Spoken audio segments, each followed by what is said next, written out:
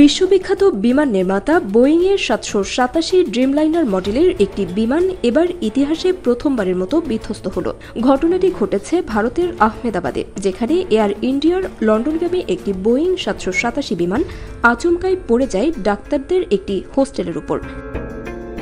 প্রত্যক্ষদর্শী ও পুলিশ সূত্রে জানা গেছে, বিকট শব্দে কেঁপে ওঠে এলাকার আকাশ। মুহূর্তেই ঘটনাস্থলে ছুটে আসে পুলিশ, দমকল ও উদ্ধারকারী দল। এখনও চলছে উদ্ধার তৎপরতা।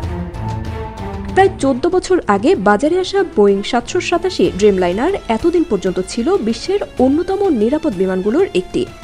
মাত্র 6 সপ্তাহ আগেই বোয়িং গর্ব করে জানিয়েছিল, তাদের 1175টি 787 বিমান মিলে 50 লাখেরও বেশি ফ্লাইট চালিয়েছে এবং আকাশে কাটিয়েছে 3 কোটি ঘণ্টা, পরিবহন করেছে 100 কোটির বেশি যাত্রী। তবে আহমেদাবাদের এই দুর্ঘটনা সেই রেকর্ড ভেঙে দিল। বিশেষ করে এমন সময় এই ধাক্কা এলো যখন বোয়িং ইতোমধ্যে তাদের 737 মডেলের ধারাবাহিক দুর্ঘটনার কারণে তীব্র সমালোচনার মুখে। সংস্থাটি এক বিবৃতিতে জানিয়েছে, তারা ঘটনার প্রাথমিক রিপোর্ট পেয়েছে এবং বিস্তারিত জানার জন্য তদন্ত শুরু করেছে।